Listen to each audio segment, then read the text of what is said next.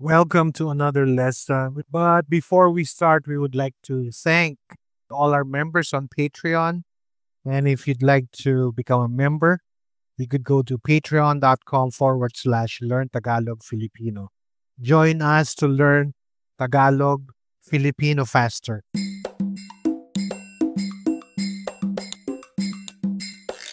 This is What's Your Name?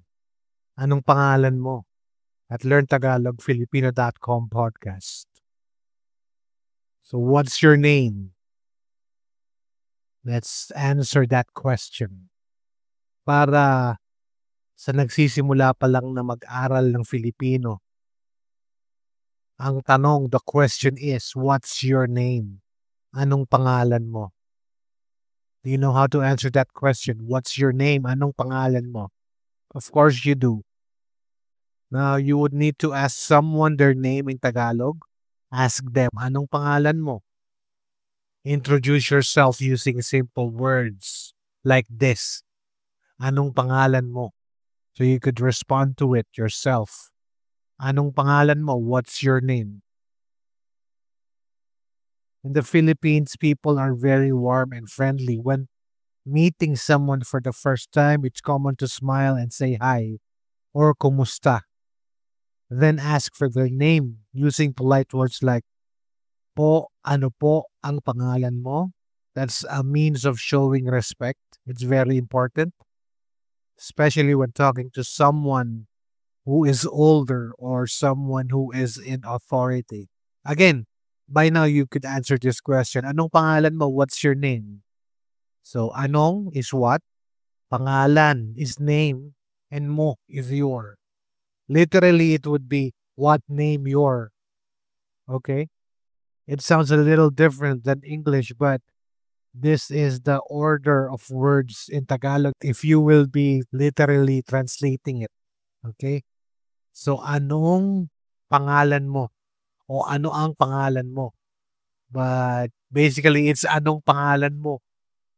Anong pangalan mo? Say anong pangalan mo? It's a bit nasal. Remember the word song? Song.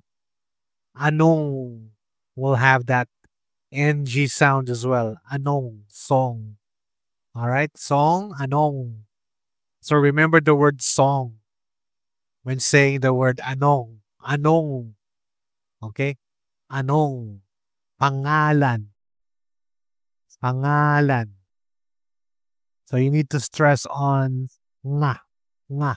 That's ng as again. Nga. Ngalan. Pangalan. Anong pangalan mo? Mo. Now let's go to the word mo. Mo. Mo. Not mo, but mo. Mo. Mo. Alright? Now, I suggest that you practice slowly and repeat each word. Anong pangalan mo? Here is a friendly, informal dialogue. Hi, anong pangalan mo? Again, hi, anong pangalan mo? Hi, what's your name? Hi, anong pangalan mo? And then, you can answer. For example, your name is Ben. Ako si Ben.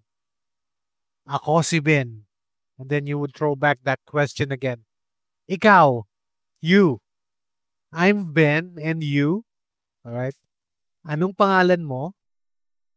Ako si Ben. Ikaw. And you. There. And then you will answer. For example, you're Ana. Ako si Ana. Ikinagagal akong makilala ka. I'm happy to meet you. O nice to meet you. Okay? Ako si Ana. Ikinagagal akong makilala ka. I'm happy to meet you. Or nice to meet you. Okay?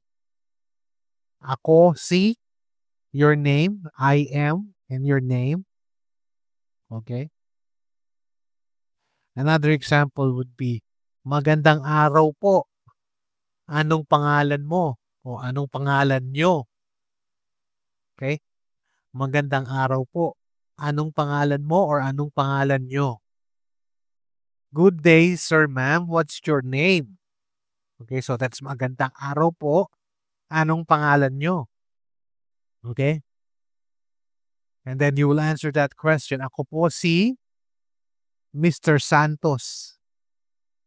Ikaw, anong pangalan mo? Ako po si Mr. Santos. Ikaw, anong pangalan mo? Or Ginoong Santos. You would hear that in some, you could see that, you could read that in some books. Or probably some other lessons, okay? So, magandang araw po. Again, ako po si Mr. Santos. Ikaw, anong pangalan mo? I am Mr. Santos, and you, what's your name? Okay. And then you will answer that question. Ako po si Maria. Ikinagagalak ko po kayong makilala. There. Ako po si Maria. Ikinagagalak ko po kayong makilala. I am Maria and I'm pleased to meet you. Okay? Po and ninyo instead of mo. That's a polite way of interacting or saying the words in Filipino. Okay?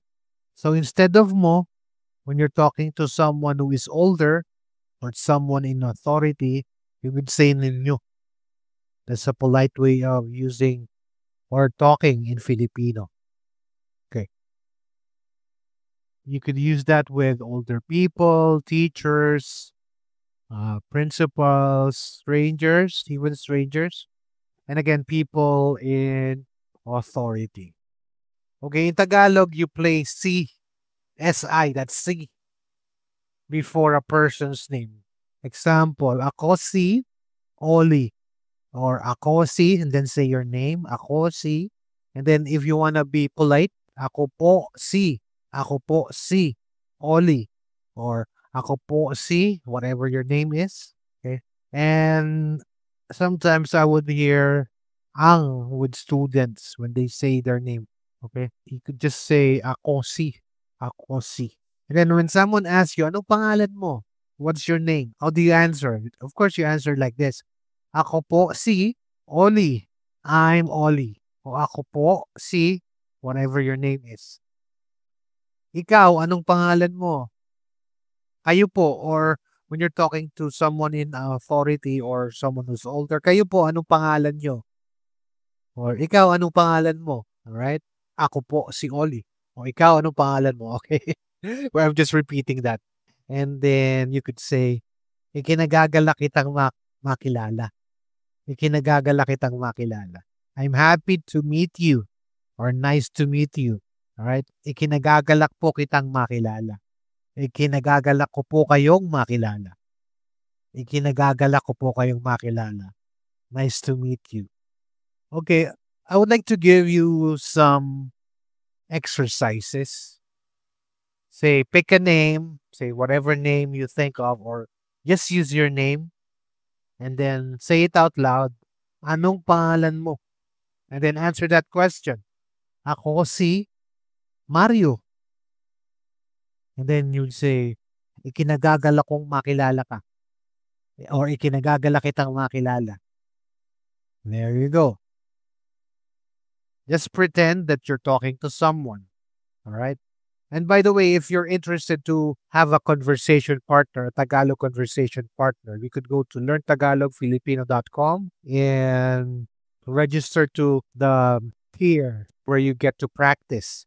You have 12 practice lessons a month. All right. If you choose the tier where you could get a practice lesson or practice lessons. All right.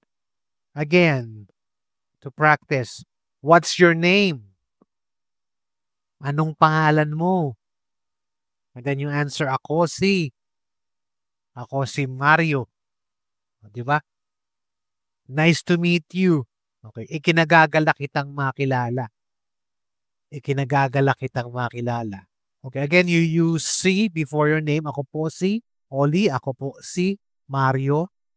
Ako po si John. There you go. All right, so that's our lesson for anong pangalan mo, okay? And again, if you're interested to have a tutor, a Tagalog or Filipino tutor, you could go to patreon.com/learn Tagalog Filipino. And we'd like to thank all our members on Patreon. And if you'd like to become a member, you could go to patreon.com/learn Tagalog Filipino. Join us to learn Tagalog Filipino faster.